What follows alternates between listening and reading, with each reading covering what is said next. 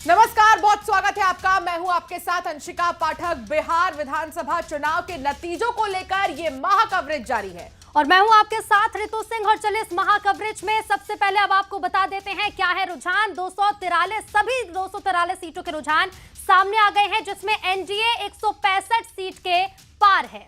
बिल्कुल, और रुझानों में एनडीए बढ़त बनाती हुई, और बात करें अगर महागठबंधन की तो महागठबंधन 72 सीटों से रुझानों में आगे है। एनडीए 166 सीटों से जो है आगे नजर आ रही है। एनडीए में बीजेपी 72 और जेडीयू 75, एलजेपी 14 और हम 3, आरएलएम 2 सीटों से आगे नजर आ रही है। और ये है बढ़त। आप देखिए ये तस्वीर, वाकई में सभी 243 सीटों को लेकर जो रुझान है वो सामने आ चुके हैं। लेकिन अब रुझान जो है वो एग्जैक्टली नतीजों में कितने जल्दी तब्दील होने वाले हैं, इसको अभी देखना बाकी है, क्योंकि अभी इंतजार और है जब नतीजे ये आने लगेंगे कि कौन किस सीट से जीत रहा है, कौन किस सीट से हार रहा है। अभी उस पर निगाहें बनी हुई हैं।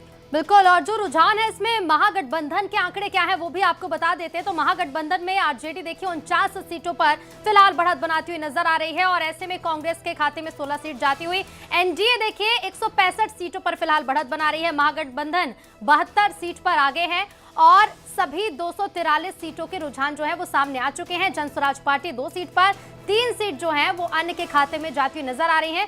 10 बज चुके हैं, और ऐसे में देखिए 10 बजे तक के जो रुझान है वो भी सबके सामने 165 सीटों से ज्यादा का आंकड़ा पार करती हुई एनडीए, और महागठबंधन में आरजेडी को फिलहाल 49 सीटें, कांग्रेस के खाते में 15 सीट जाती हुई, सीपीआई एमएल में 3, सीपीआई को 1 सीट, और जनस्वराज पार्टी का अगर आंकड़ा देखें तो फिलहाल 2 सीटों पर रुझानों में जनस्वराज पार्टी आगे है।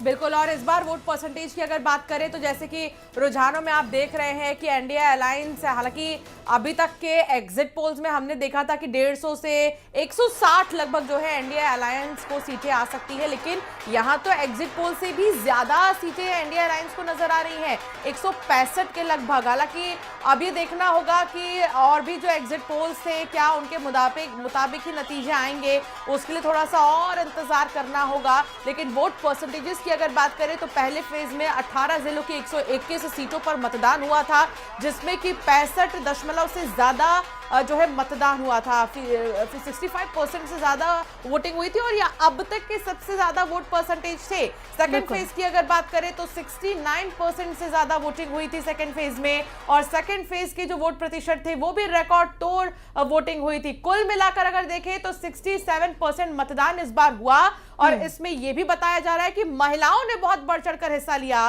तो ऐसे में जो ये रुझान आ रहे हैं, ये रुझान किसके पक्ष में होंगे ये तो समय ही बताएगा। अब ये भी जान लीजिए जो ये तस्वीरें हैं सामने, कि इन तस्वीरों में कौन आगे कौन पीछे चल रहा है। मैथिली ठाकुर हालांकि आगे चल रही है ऋतु, और मैथिली अभी अभी आजमाई है राजनीति में अपनी किस्मत को। यंग चेहरा है, बहुत पॉपुलैरिटी है, हमने इन्हें सोशल मीडिया से लेकर बड़े लाइव स्टेज परफॉर्मेंस तक में देखे हैं, और अच्छा प्रदर्शन उनका देखने को अभी फिलहाल उनकी सीट पे मिल रहा है। बिल्कुल, उस सीट पर तो देखने को मिल ही रहा है। इसके साथ ही देखिए दर्शकों को ये भी बता दें, टीवी स्क्रीन पर देखिए कौन किस सीट से आगे है। अब भोरे ऐसी सीट है, ये सुनील कुमार आगे चल रहे हैं, और ऐसे में कटिहार सीट से बीजेपी के तार किशोर प्रसाद भी आगे चल रहे हैं। साथ ही आपको ये भी बता दें कुछ और सीट हैं जिन पर कौन से चेहरे आगे हैं वो भी आपको बता देते हैं।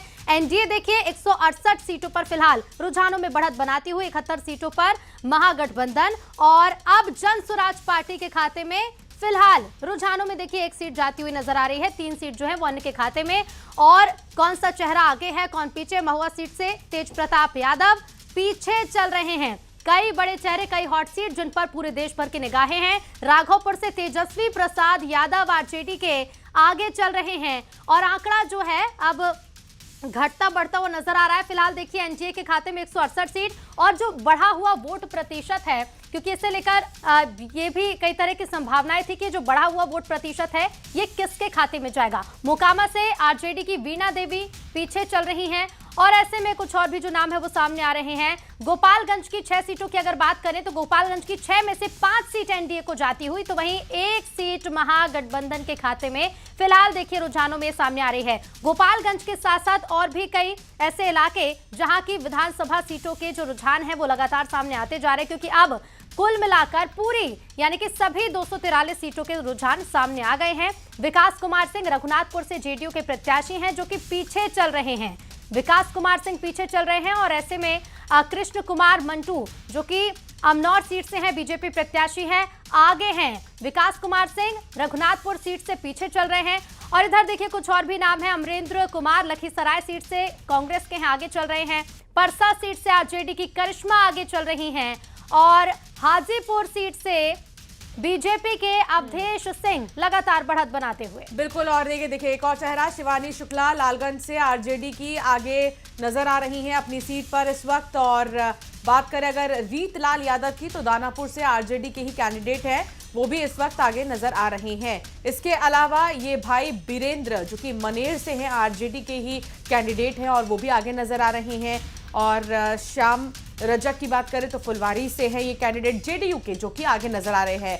तो जेडीयू के कैंडिडेट्स भी बहुत अच्छा प्रदर्शन कर रहे हैं, बहुत अच्छे जो परसेंटेज से जो है आगे नजर आ रही हैं। और जेडीयू की भी अच्छी खासी सीटें जो है यहाँ पर रुझानों में देखने को मिल रही हैं। हमारे साथ खास मेहमान जुड़ रहे हैं, उनसे सीधे बातचीत करेंगे, चर्चा करेंगे। लगातार चर्चा का दौर भी जारी है क्योंकि अब बहुत ज्यादा वक्त नहीं है जब इन रुझानों को हम नतीजों में भी देखेंगे और नतीजे क्या आएंगे उसके लिए तो बेसब्री से इंतजार हर कोई कर ही रहा है। सुरेश शर्मा हमारे साथ वरिष्ठ पत्रकार जुड़े हैं, मंजरी जैन हमारे साथ बीजेपी की प्रवक्ता जुड़ी हैं, जितेंद्र मिश्रा हमारे साथ जुड़े कांग्रेस के प्रवक्ता और स्वाति कुमारी हमारे साथ राजनीतिक विश्लेषक जुड़ी हैं। स्वाति जी, कैसे देख रही है आप अभी तक के रुझानों में तो बीजेपी बढ़त बनाए हुए? जी बिल्कुल, इस रुझानों को देख करके यही समझ में आ रहा है कि एग्जिट पोल के जो हमारे पास नतीजे जो हमने देखे थे, जो कयास लगाया गया था, वो बिल्कुल हकीकत में तब्दील होता हुआ दिखाई दे रहा है। और जो महागठबंधन की ओर से बार बार अभी तक वो ये उनके प्रवक्ता जो हैं या उनके जो दल के नेता हैं वो ये दावा कर रहे हैं कि अभी भी संभावनाएं हैं, अभी भी वो कुछ घंटों में सरकार बनाने का अपना दावा पेश करेंगे, तो ऐसा उनकी तरफ से आ रहा है। लेकिन अगर आप इलेक्शन कमीशन के साइट पे भी जाएं तो एनडीए को ही अभी बढ़त के रूप में दिखाया जा रहा है। हालांकि अभी हमें मुझे लगता है कि 1-1.5 घंटे और लगेंगे और पिक्चर ये जो है क्रिस्टल क्लियर और ज्यादा हो जाएगा। बिल्कुल, तस्वीर जल्दी साफ होगी। मंजरी जैन जी हमारे साथ जुड़ी हुई हैं, बीजेपी प्रवक्ता है। मंजरी जी, क्या रहेगी पहली प्रतिक्रिया तेजी से बढ़त बनाती हुई एनडीए?